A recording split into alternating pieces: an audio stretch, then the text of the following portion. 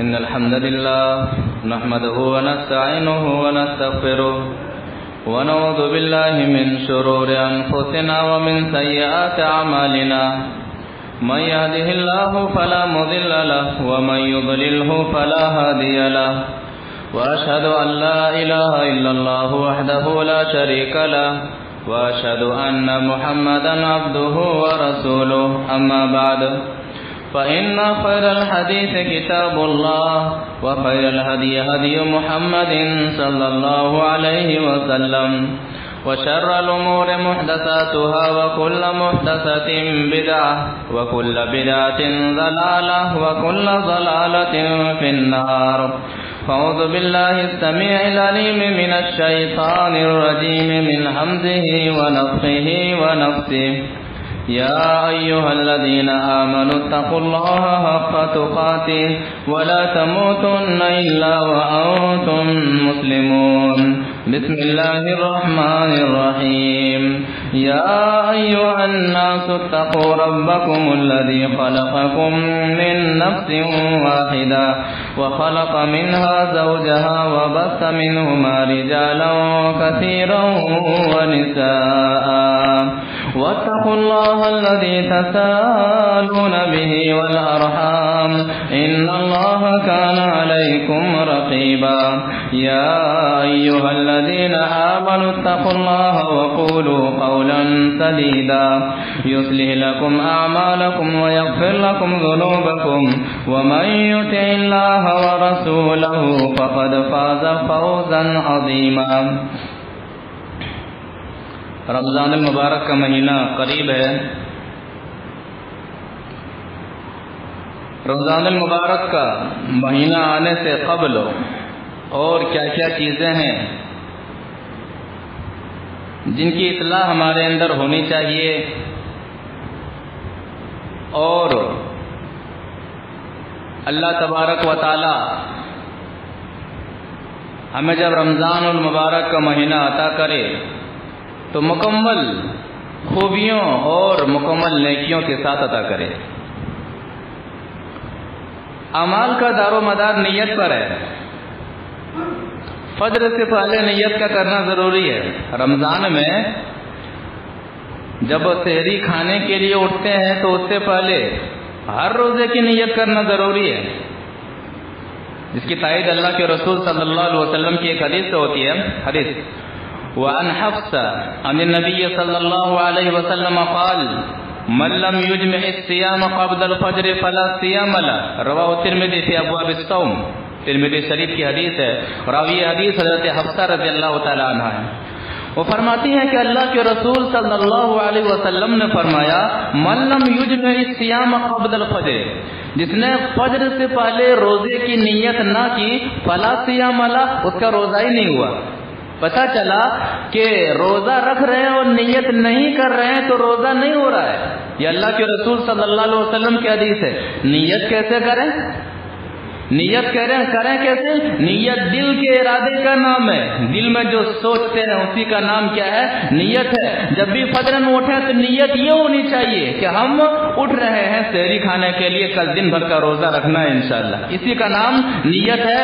زبان سے نیت کرنا یا پھر جو الفاظ رائج ہیں بصوم غد نویت من شہر رمضان، پتہ نہیں یہ حدیث کے پڑھنے والے اور حدیث کا نام لینے والے کسی بھی حدیث سے اس ان الفاظ سے کا ثابت ہی نہیں ہے، نبی صلی اللہ علیہ وسلم سے یہ الفاظ ثابت ہی نہیں ہے، بلکہ الفاظ کے اندر جو لفظ ہے وہ خود دال ہے کہ یہ کسی کا بنایا ہوا ہے اور عربی نہ جاننے والوں کا بنایا ہوا ہے۔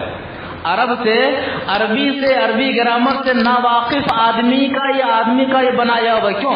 بصوم غد نویت من شہر رمضان، کل کے روزے کی میں نیت کرتا ہوں۔ غد ایک عربی لفظ ہے، غد آنے والے کل کو بولتے ہیں، امس جو کل گزر گیا اس کو کہتے ہیں۔ اور عربی تاریخ کی شروعات مغرب کے بعد سے شروع ہوتی ہے اور مغرب میں ختم ہوتی ہے، اور انگریزی تاریخ 12 بجے رات کے بعد بدلتی ہے، جبکہ عربی تاریخ مغرب سے شروع ہوتی ہے اور کل آنے والے مغرب میں وہ بدلتی ہے. اب یہ نیت کرتا ہے اور کروایا جاتا ہے مائک سے کہ بصوم غد نویت من شهر رمضان, کل کے روزے کے میں نیت کر رہا ہوں. جبکہ فجر کے بعد اب دن بھر کا جو روزہ رکھنا ہے وہ آج میں ہے. کل کا مطلب ہے کہ مغرب کے بعد جو دن بدلے گا اس روزے کی وہ نیت کب کر رہا ہے؟ آج کر رہا ہے. لہذا آج کے روزے کی نیت اس نے کیا ہی نہیں ہے. لہذا اس طرح سے روزانہ جب یہ الفاظ ادا کرتا ہے گویا تو اس کے ایک بھی روزے کی نیت ہی نہیں ہوئی. کیوں؟ کل کے روزے کی نیت کرتا ہوں اور بندہ روزہ رکھ رہا ہے آج. اسی طرح سے کل کرتے ہوئے جب وہ کل کے روزے کی نیت کرتا ہے اس دن عید کی نماز ادا کی جاتی ہے. اگر آپ کتب فقہ کو اٹھا کر کے دیکھیں گے نیت کے تعلق سے تو فقہ حنفی کی مشہور کتاب الہدایہ ہے, اس کے اندر ایک باب ہے باب شروط الصلاۃ.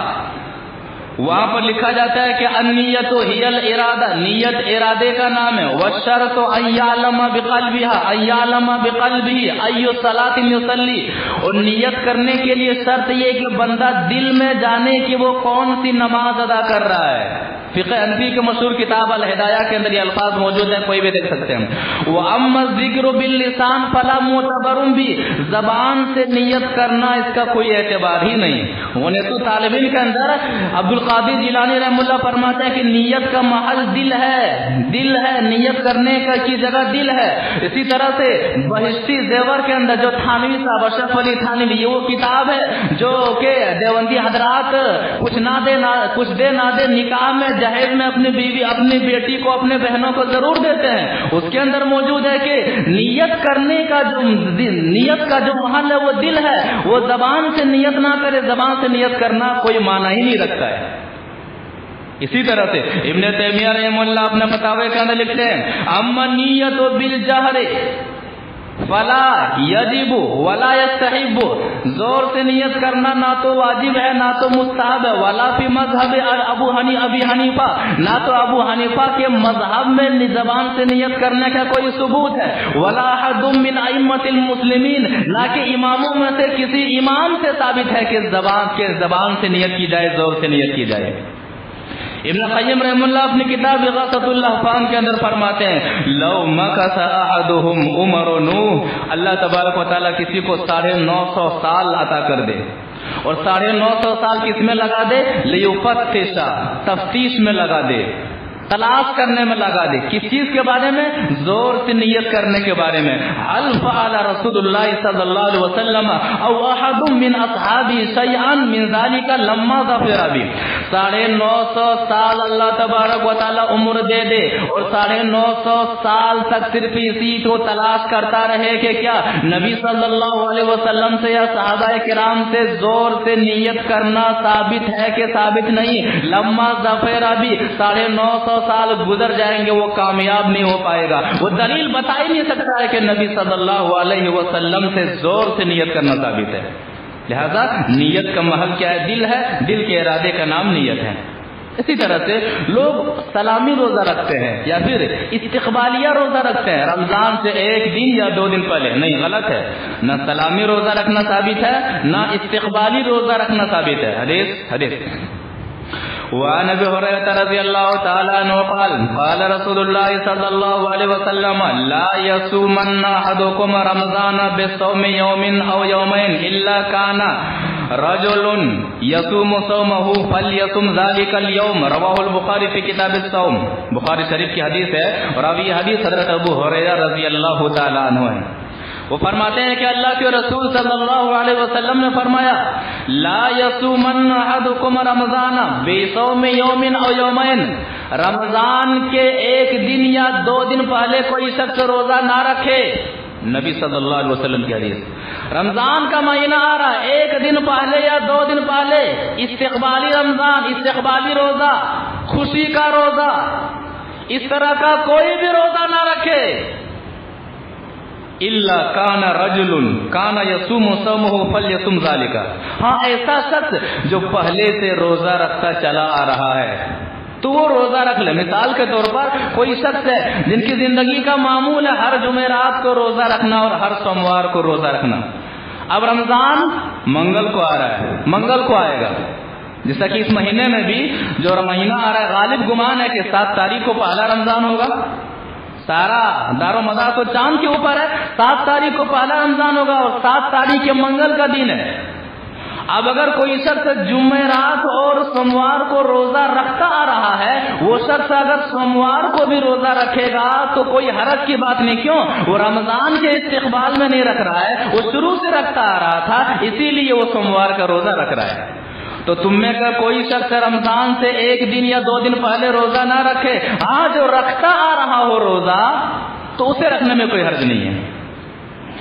رمضان کا مہینہ آ رہا ہے، اس کے لیے ضروری ہے کہ ہم اپنی عملی کوتاہیوں کا ازالہ کریں، اپنی غلطیوں کی اصلاح کی جانب ہم میں سے ہر شخص کا بشمول خود ہم بھی آپ سب بھی سب اپنی غلطیوں کی طرف زیادہ سے زیادہ دھیان دیں، اپنی خامیوں کی جانب زیادہ سے زیادہ دھیان دیں اور مکمل غلطیوں کا صفایا جو غلطیاں ہمارے اندر ہو رہی ہیں، جس پر ہم اڑے ہوئے ہیں، ان غلطیوں کو دور کرنے کی کوشش کریں. اللہ تبارک و تعالیٰ سے معافی مانگے. پتہ نہیں آئندہ ہمیں رمضان ملے کہ نہ ملے. اس کی جانب حدیث بھی مبذول کراتی ہے. حدیث وعن ابی ہریرہ رضی اللہ تعالی عنہ قال قال رسول اللہ صلی اللہ علیہ وسلم من لم يدع قول الزور والعمل به فليس لله حاجة في ان يدع طعامه وشرابه رواه البخاری فی کتاب الصوم. بخاری شریف کی حدیث ہے. راوی حدیث حضرت ابو ہریرہ رضی اللہ تعالی عنہ، وہ فرماتے ہیں کہ نبی صلی اللہ علیہ وسلم نے فرمایا من لم يدع قول الزور والعمل به، جو شخص جھوٹ بولنا نہ چھوڑے، جھوٹ پر عمل کرنا نہ چھوڑے، فَلَيْسَ لِلَّهِ حَاجَةٌ فِي أَن يَدَعَ طَعَامَهُ وَشَرَابَهُ، تو اللہ تبارک و تعالیٰ کو ایسے جھوٹے کے روزے کی کوئی ضرورت نہیں ہے. ایسا جھوٹا شخص بھوکا رہتا ہے، کھانا نہیں کھاتا ہے، پانی نہیں پیتا ہے، ایسے روزے کی رب کو کوئی بھی ضرورت نہیں ہے. لہذا روزہ مؤثر بنانے کے لیے حدیث کہتی ہے کہ ہم جھوٹ بولنا چھوڑیں. حدیث کہتی ہے کہ ہم دیگر برائیاں کرنا چھوڑیں، ورنہ اگر یہی عادت ہماری زندگی میں رہی تو روزہ ہم رکھیں گے، بھوکے ہم رہیں گے، پیاسے ہم رہیں گے، اللہ تبارک و تعالی ہمارا روزہ قبول ہی نہیں فرمائے گا. جھوٹ بہت ہی بڑا جرم ہے. تمام برائیوں سے اور جو جرم ہے اس سے رکنا ہے، لیکن جھوٹ کو رمضان سے جوڑا گیا ہے کہ رمضان میں جھوٹ آدمی نہیں بولنا ہے. اس کا مطلب یہ نہیں کہ رمضان کے بعد بولنا ہے، مطلب یہ ہے کہ جو آدمی اب تک جھوٹ بولتا آ رہا ہے، رمضان جیسا رحمتوں والا مہینہ آ جانے کے بعد جھوٹ جیسی بیماری کو اپنی زندگی سے ہمیشہ کے لیے ختم کر دے، رمضان کی برکتوں اور رحمتوں سے مالا مال ہو کر کے. ایک بات سمجھ میں آتی ہے کہ کیوں نبی صلی اللہ علیہ وسلم نے جھوٹ کو خاص نام لیا. ایک حدیث اس کی تائید ہوتی ہے. حدیث وعن عبد الرحمن بن ابي بكرة عن ابي قال قال رسول الله صلى الله عليه وسلم الا احدثكم باكبر الكبائر قالوا بلى يا رسول الله قال الاشراك بالله وعقوق الوالدين وجلس وكان متكئا قال وشهادة الزور او قول الزور قال فما زال رسول الله صلى الله عليه وسلم يقولها حتى قلنا ليته سكت. رواه الترمذي في ابواب التفسير. ترمذی شریف کی حدیث ہے. راوی حدیث حضرت ابو بکر رضی اللہ تعالیٰ عنہ، وہ فرماتے ہیں کہ نبی صلی اللہ علیہ وسلم نے فرمایا کہ الا احدثکم باکبر الکبائر، میرے صحابہ کیا میں تمہیں اکبر الکبائر کے بارے میں نہ بتلاؤں. ایک ہوتا ہے کبیرہ گناہ، کبیرہ گناہوں سے بڑھ کر کبیرہ گناہ، بڑے گناہوں میں سے سب سے جو بڑے گناہ ہیں، کیا میں ان گناہوں کے بارے میں نہ بتلاؤں؟ صحابہ کرام نے کہا کیوں نہیں اللہ کے رسول صلی اللہ علیہ وسلم بتلائیے. آپ نے فرمایا الاشراک باللہ، اللہ کے ساتھ شریک کرنا، اللہ کے ساتھ غیروں کو شریک کرنا، یہ اکبر الکبائر، کبیرہ گناہ نہیں ہے بلکہ کبیرہ گناہوں میں سے اکبر ہے، سب سے بڑا گناہ ہے. وعقوق الوالدین، کبیرہ گناہوں میں سے سب سے بڑا گناہ ماں باپ کی نافرمانی کرنا. دو باتیں جب بتا رہے ہیں نبی صلی اللہ علیہ وسلم، ایک لگائے ہوئے بتا رہے ہیں. جب تیسری بات بتانے کی باری آئی کہ اکبر الکبائر یہ ہے، آپ جو ٹیک لگائے ہوئے تھے آپ نے ٹیک لگانا چھوڑ دیا اور بیٹھ گئے، بغیر ٹیک لگائے وہ بیٹھ گئے. دو کبیرہ گناہ کو ٹیک لگا کر کے بتا رہے ہیں. تیسرا جو گناہ کبیرہ ہے وہ ٹیک نہیں، ٹیک لگائے ہوئے تھے آپ یوں ہی بیٹھ جاتے اور کہتے ہیں شہادت الزور او قول الزور، جھوٹی گواہی دینا، جھوٹ بات کہنا، جھوٹی گواہی دینا۔ نبی صلی اللہ علیہ وسلم دو کبیرہ گناہوں کو ٹیک لگا کر کے بتا رہے ہیں، لیکن جھوٹ کی قباحت کو بیان کرنے کے لیے کہ نہیں، آپ صلی اللہ علیہ وسلم ٹیک لگانا چھوڑ دیتے ہیں، یوں ہی بیٹھ کر کے فرما رہے ہیں شہادت الزور او قول الزور، جھوٹ بولنا، جھوٹی گواہی دینا۔ صحابی رسول کہتے ہیں فما زال رسول اللہ صلی اللہ علیہ وسلم یقولها، ایک مرتبہ نہیں، دو مرتبہ نہیں، بار بار نبی صلی اللہ علیہ وسلم یہ دہراتے رہے، جھوٹی گواہی دینا، جھوٹ بولنا، بار بار دہراتے رہے، یہاں تک کہ ہم دل ہی دل میں کہنے لگے لیتہ سکتا، کاش اب محمد صلی اللہ علیہ وسلم خاموش ہو جاتے، اب محمد صلی اللہ علیہ وسلم خاموش ہو جاتے۔ لہذا تو جھوٹ بولنا نہ چھوڑے، ایسے روزے کی کوئی پرواہ نہیں ہے رب کو، جھوٹ کی قباحت شریعت اسلامیہ کے اندر بہت زیادہ ہے۔ اللہ تبارک و تعالی قرآن مجید کے اندر اہل ایمان کی صفات کو بیان فرماتا ہے۔ سورہ فرقان میں اللہ تبارک و تعالیٰ کا یہ صفات کو بیان فرماتا ہے، ان میں سے اللہ تبارک و تعالیٰ ایک صفت سورہ فرقان آیت نمبر 72 میں فرماتا ہے والذین لا یشہدون الزور واذا مروا باللغو مروا کراما، ایمان والے وہ لوگ ہیں جو جھوٹی گواہی نہیں دیتے ہیں، وَإِذَا مَرُّوا بِاللَّغْوِ مَرُّوا كِرَامًا، اور جب لغو پر سے ان کا گزر ہوتا ہے، بدعت و خرافات کی راہوں میں سے راہوں پر سے ان کا گزر ہوتا ہے، قرآن اور حدیث کے خلاف کیے جانے والے اعمال کے اوپر سے اس کا گزر ہوتا ہے، مروا کراما، شرافت کے ساتھ گزر جاتے ہیں، ملوث نہیں ہوتے ہیں۔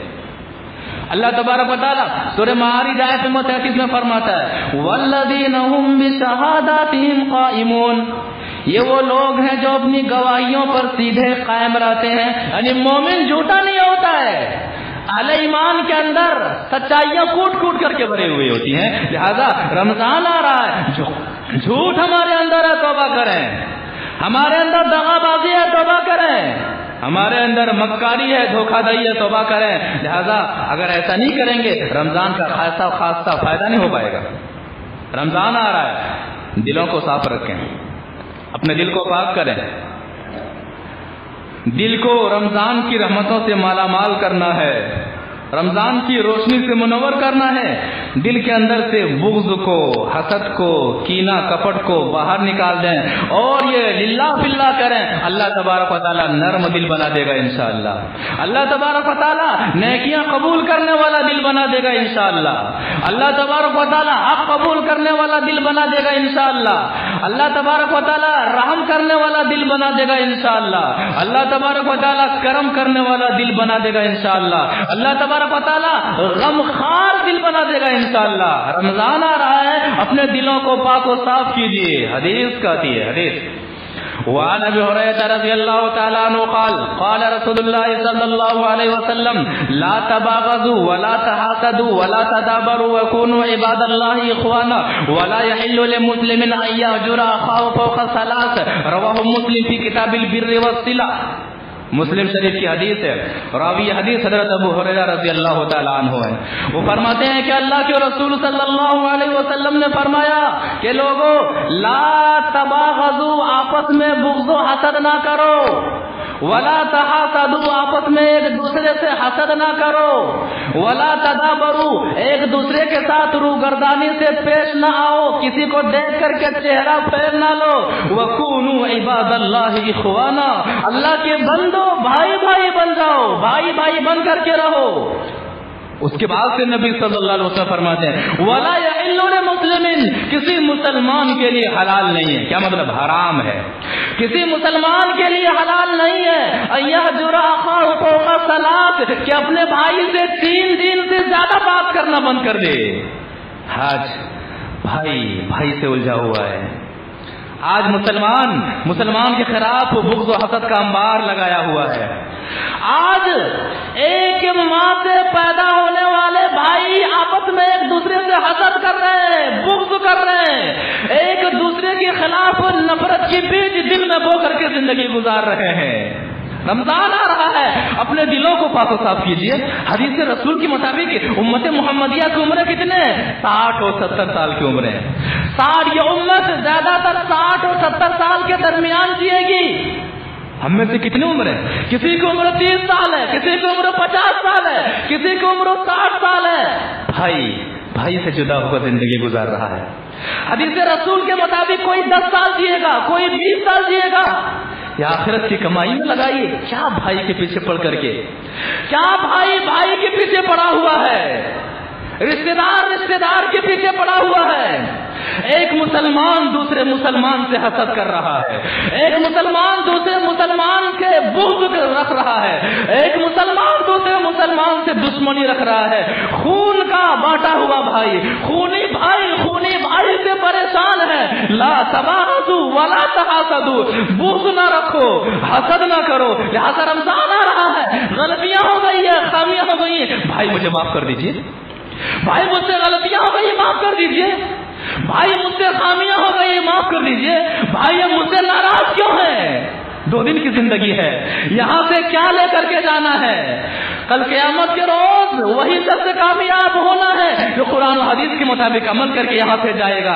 سارے گھر، جن گھروں کے خاطر بھائی سے جدا ہوتا ہے، وہ گھر چھوڑ کر کے جانا ہے۔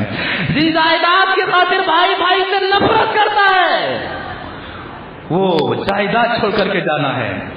جن مال و اسباب کی خاطر بھائی سے جدا ہو کر کے زندگی گزار رہا ہے، سب کو چھوڑ کر کے منو مٹی لوگ دبا دیں گے، اور کل قیامت کے روز نیکیاں کام آنی ہے، یہ سب کچھ نہیں کام آنا ہے۔ ولا تباغضوا، بغض نہ کرو، حسد نہ کرو۔ 3 دن سے زیادہ بات کرنا شریعت اسلامیہ کے اندر حرام ہے۔ بھائی اپنے خونی رشتے سے 3 دن سے زیادہ کیا 3 سال سے بات نہیں کرتا ہے، کوئی 3 مہینے سے بات نہیں کرتا ہے، کوئی 30 سال سے بات نہیں کرتا ہے۔ کسی نے قسم کھا رکھی ہے جب تک سانس باقی رہے گی میرے سامنے تو مت آنا۔ کہ یہ کون سا مسلمان ہے؟ یہ کون سے نبی صلی اللہ علیہ وسلم کو ماننے والے ہیں؟ کب تک ہم عمل کریں گے؟ رمضان آ رہا ہے، رمضان کی برکتوں اور رحمتوں سے مالا مال ہونے کے لیے نفرت کو دل سے نکال دیجیے، بغض کو دل سے نکال دیجیے، اور اللہ کی خاطر جو عاجزی اختیار کرتے ہوئے اپنے بھائی سے ملے گا، اپنے بھائی سے رشتے کو باقی رکھے گا، اللہ تبارک و تعالیٰ اس کا مقام اونچا کرے گا۔ عاجزی کرنے والے کا مقام اللہ تبارک و تعالیٰ کے یہاں بہت زیادہ ہوتا ہے۔ لہذا بغض و حسد کو ختم کرنے والا مہینہ آ رہا ہے، رمضان کا مہینہ آ رہا ہے۔ گھر میں جو مالی بجٹ ہے اس کی ترتیب دیجیے، گھر میں جو مال ہے مالی بجٹ کی ترتیب دیجیے کہ مکمل مہینے رمضان میں گھر میں کتنے خرچ ہوں گے۔ سارے انتظامات ہو جانے کے بعد جو زائد اللہ تبارک و تعالیٰ نے نوازا ہے ان پیسوں کو لگائیے، ان پیسوں کو استعمال کیجیے غربا اور مساکین کی سحری اور افطاری کے انتظام کرنے میں۔ مالی بجٹ کی ترتیب دیجیے تاکہ جو غربا ہیں، جو فقراء ہیں، جو مساکین ہیں، جو یتیما ہیں، جو بیوہ ہیں، ہمارے ساتھ ساتھ ان کی سحری بھی صحیح ہو، ان کی افطاری بھی صحیح ہو۔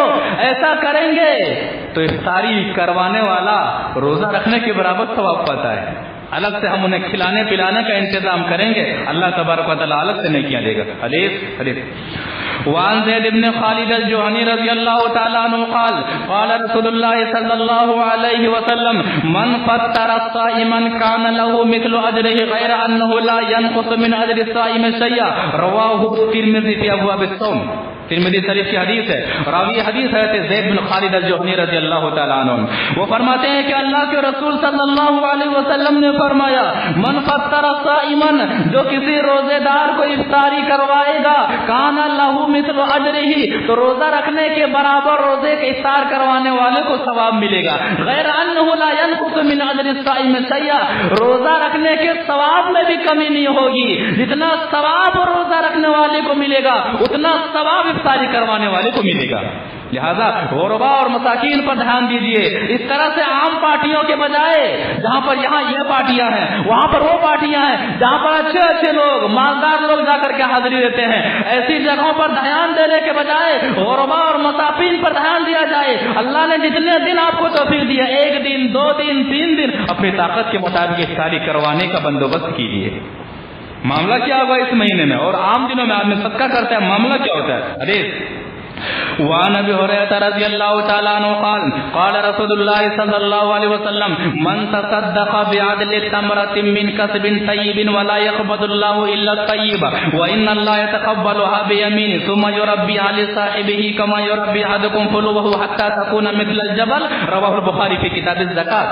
بخاری شریف کی حدیث ہے. راوی حدیث حضرت ابو ہریرہ رضی اللہ تعالیٰ عنہ ہے. وہ فرماتے ہیں کہ اللہ کے رسول صلی اللہ علیہ وسلم نے فرمایا من تصدق بعدل تمرۃ من کسب طیب، کھجور کے برابر جو صدقہ کرتا ہے اور پاک اور حلال مال سے صدقہ کرتا ہے. کیوں؟ ولا يقبض الله الا الطیب، اللہ تبارک و تعالیٰ پاک اور حلال مال کو ہی، حلال صدقے کو ہی قبول کرتا ہے. آدمی سودی کمائی میں لطفت ہے، آدمی سود کھا رہا ہے، سود کا پیسہ جمع کیا ہوا ہے، رشوت کا پیسہ جمع کیا ہوا ہے، حرام کمائی کا پیسہ جمع کیا ہوا ہے، مسجد بنوا دے رہا ہے، مدرسہ بنوا دے رہا ہے، مسجد کے تعمیر میں بڑا حصہ لے رہا ہے. نہیں، ایک بھی نیکی نہیں ملے گی، الٹا گناہ ملے گا.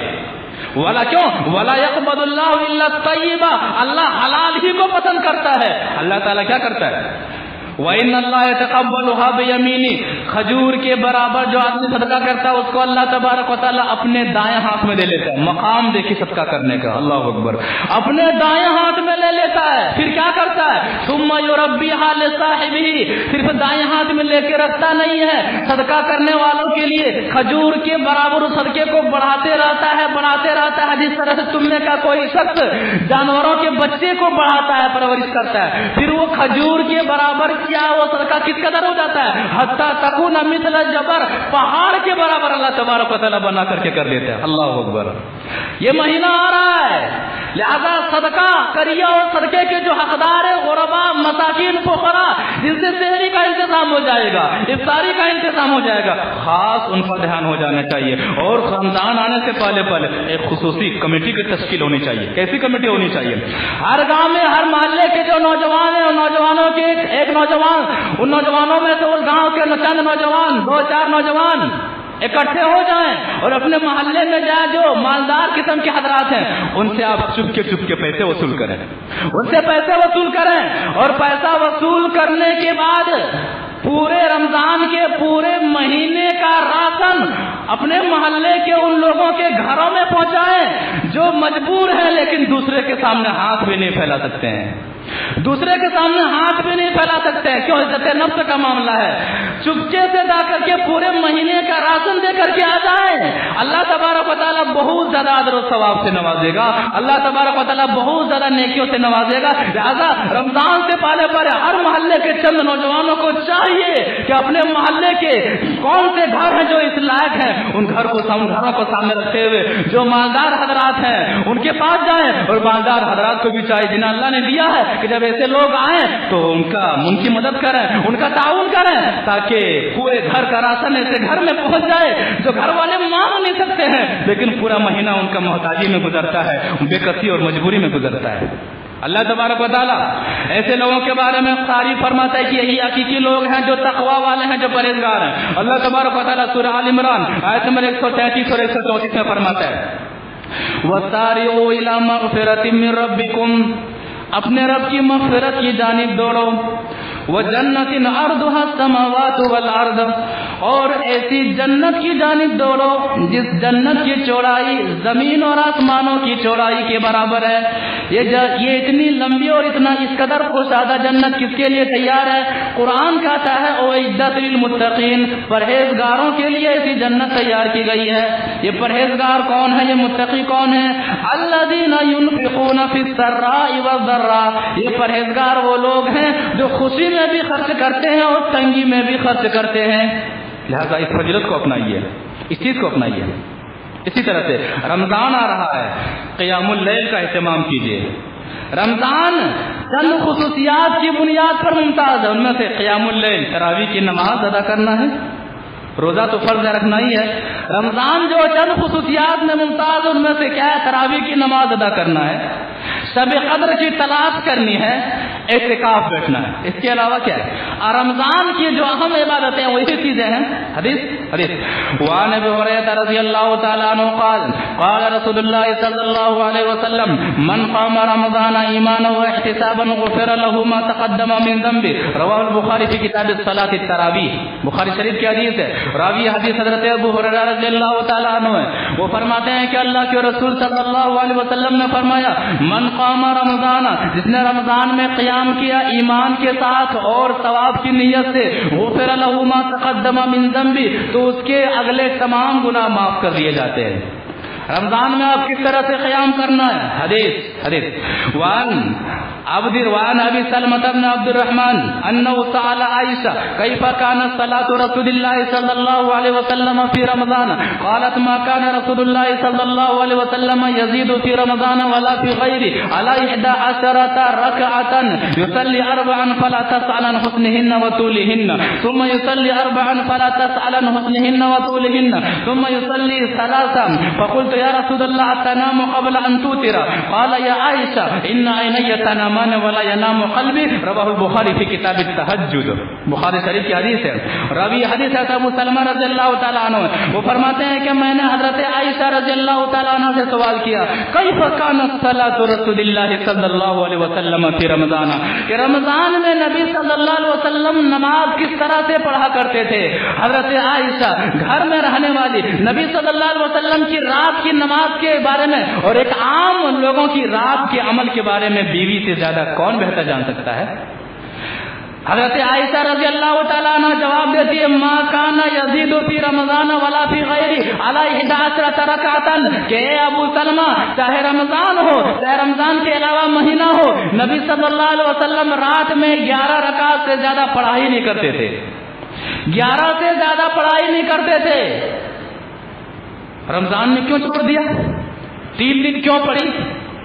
3 دن کیوں پڑھی؟ حدیث وعن عائشة رضی اللہ تعالی عنہ ان النبي صلى الله عليه وسلم صلى ذات ليلة في المسجد فصلى بصلاة ناس ثم صلى من القابلة فكثر الناس ثم استمعوا من الليلة الثالثة أو الرابعة فلم يخرج إليهم رسول الله صلى الله عليه وسلم فلما أصبح قال إني رأيت الذي صنعتم ولم يمنعني إليكم من الخروج إلا أني خشيت أن تفرض عليكم ذلك في رمضان. رواه البخاری في کتاب التہجد. بخاری شریف کی حدیث ہے. راویہ یہ حدیث نبی صلی اللہ علیہ وسلم کی پیاری ریوی حضرت عائشہ رضی اللہ تعالیٰ عنہ ہے. وہ فرماتی ہے نبی صلی اللہ علیہ وسلم رمضان میں ایک رات نماز پڑھنے کے لیے کھڑے ہوتے ہیں، پیچھے صحابہ کرام کھڑے ہو جاتے ہیں. اس کے بعد راتوں میں سے ایک رات نبی صلی اللہ علیہ وسلم پھر رمضان میں رات کی نماز پڑھنے کے لیے کھڑے ہوتے ہیں. پہلے سے زیادہ صحابہ کرام کھڑے ہو جاتے ہیں. اس کے بعد جو رات آتی ہے صحابہ کرام کا ازدحام ہوتا ہے، بہت زیادہ بھیڑ لگ جاتی ہے. نبی صلی اللہ علیہ وسلم رات میں نکلتے ہی نہیں ہیں.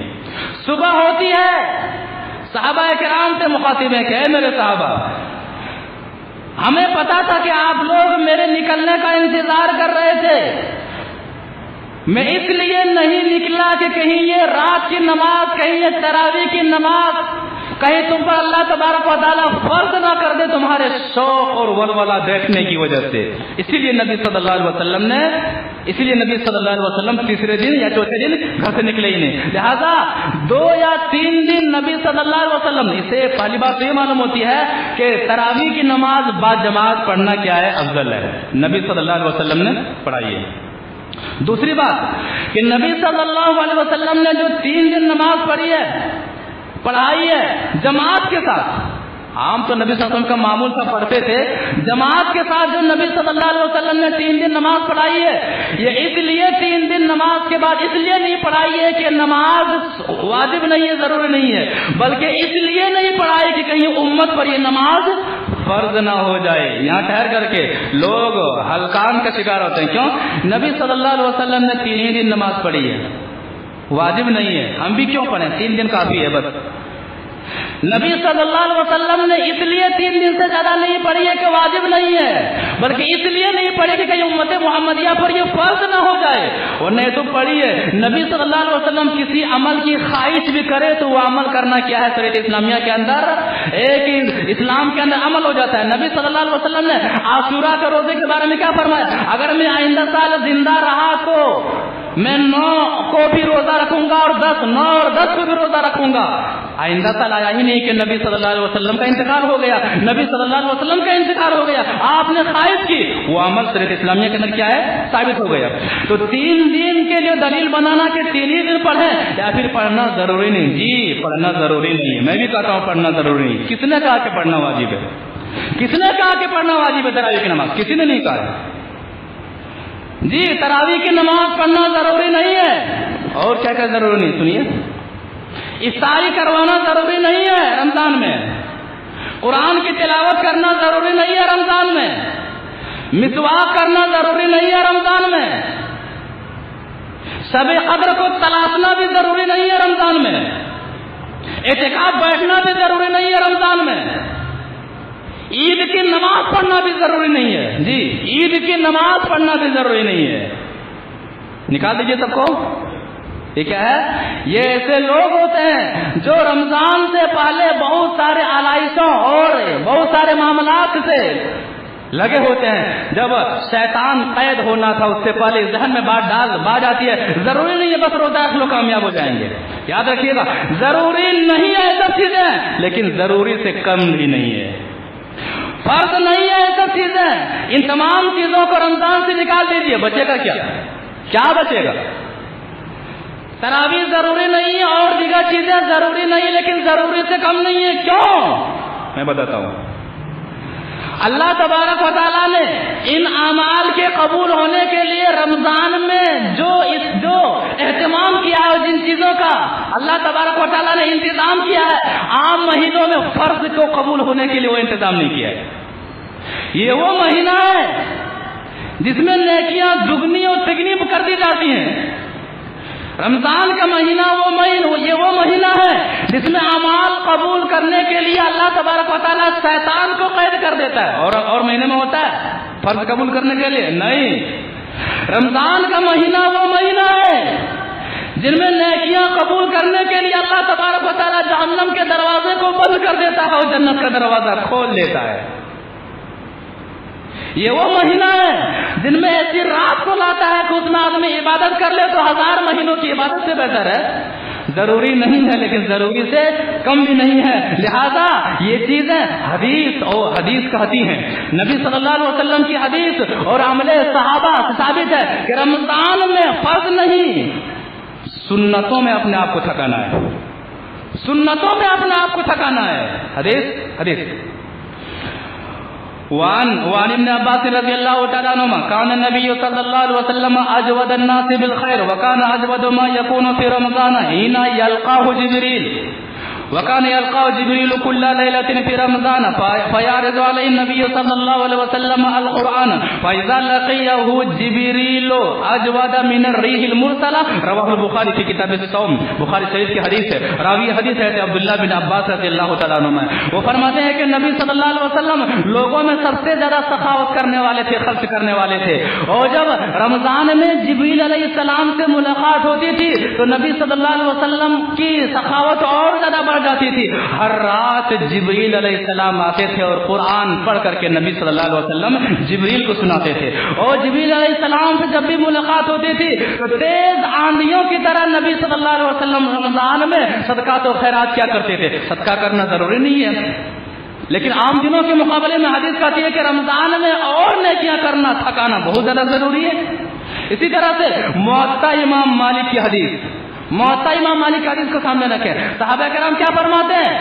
صحابہ کرام فرماتے ہیں کہ حضرت عمر رضی اللہ تعالیٰ عنہ تمیم داری اور عبید بن کعب رضی اللہ تعالیٰ عنہ کو متعین کرتے ہیں تراویح پڑھانے کے لیے۔ وَكَانَ الْقَارِئُ يَقْرَأُ بِالْمِنِينَ حَتَّى كُنَّا نَعْتَمِدُ عَلَى الْإِسِيِّ مِنْ طُولِ الْقِيَامِ، کہ قاری ایک رکعت میں 100 آیتوں کو پڑھتا تھا، یہاں تک کہ ہم کھڑے ہونے کے لیے لکڑی کا سہارا لے کر کے کھڑا ہوا کرتے تھے، اور کب تک قیام کرتے تھے؟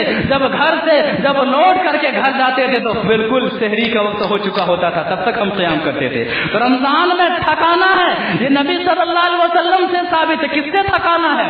عمل کر کے تھکانا ہے، فرض سے نہیں، سنت والے اعمال کر کے تھکانا ہے، یہ نبی صلی اللہ علیہ وسلم ثابت ہے۔ لہذا جس قدر ممکن ہو سکے، جیسے ممکن ہو سکے اللہ تبارک و تعالیٰ نے رمضان کا مہینہ عطا کیا ہے اس کو استعمال کرے ہر نیکیاں کرنے میں، تراویح پڑھنے میں، صدقات و خیرات کرنے میں، قیام اللیل اور دعا کرنے میں، قرآن کی تلاوت کرنے میں، اور جو اور دیگر نیکیاں کرنے میں اپنے آپ کو بہانا یا پھر دل کو میں تسلی دینے کے لیے چند چیزوں کو مدعا بنا کر کے عمل سے دور مت ہو جائیے۔ عمل کرنے والا مہینہ ہے، عمل کر کے خود کو تھکانے والا مہینہ ہے۔ دعا کہ اللہ تبارک و تعالی ہمیں رمضان کے مہینے کا استقبال پوری مستعدی اور صاف و چوبند کے ساتھ کرنے کی توفیق عطا فرمائے۔ پروردگارا رمضان کے مہینے کے لمحے کی ہمیں قدر کرنے کی توفیق عطا فرمائے، ہمیں تراویح کا اہتمام کرنے کی توفیق عطا فرمائے، ہمیں قرآن کی تلاوت کا اہتمام کرنے کی توفیق عطا فرمائے، ہمیں دعا کے اہتمام کرنے کا توفیق عطا فرمائے،